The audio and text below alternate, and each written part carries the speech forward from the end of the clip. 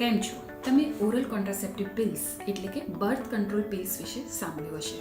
તેના રિલેટેડ ઘણી બધી મૂંઝવણ હોય છે, જેમ કે બર્થ કંટ્રોલ પિલ્સ સેફ છે, એ લેવાથી વજન વધી જશે, એ લઈશું તો પાછળ પ્રેગ્નન્સી રહેવામાં પ્રોબ્લેમ આવશે, એની શું સાઇડ ઇફેક્ટ્સ છે.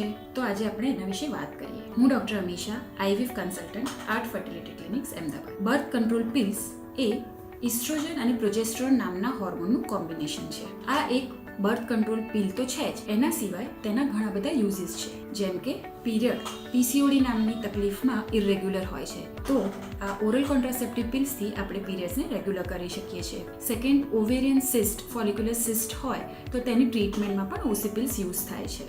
ઘણી બધી વાર આઈવીએફની ટ્રીટમેન્ટ કે ઇનફર્ટિલિટીની ટ્રીટમેન્ટમાં પ્રી ટ્રીટમેન્ટ તરીકે ઓરલ કોન્ટ્રાસેપ્ટિવ પિલ્સની યુઝ કરવામાં આવે છે. આથી જો ઓરલ કોન્ટ્રાસેપ્ટિવ પિલ્સ કે બર્થ કંટ્રોલ પિલ્સ કે ગર્ભ નિરોધક ગોળીઓ ડૉક્ટરની સલાહ મુજબ વ્યવસ્થિત રીતે લેવામાં આવે તો તેની કોઈ સાઇડ ઇફેક્ટ નથી કે તેનાથી કોઈ તકલીફ થતી નથી અને એ બિલકુલ સેફ છે. Thank you.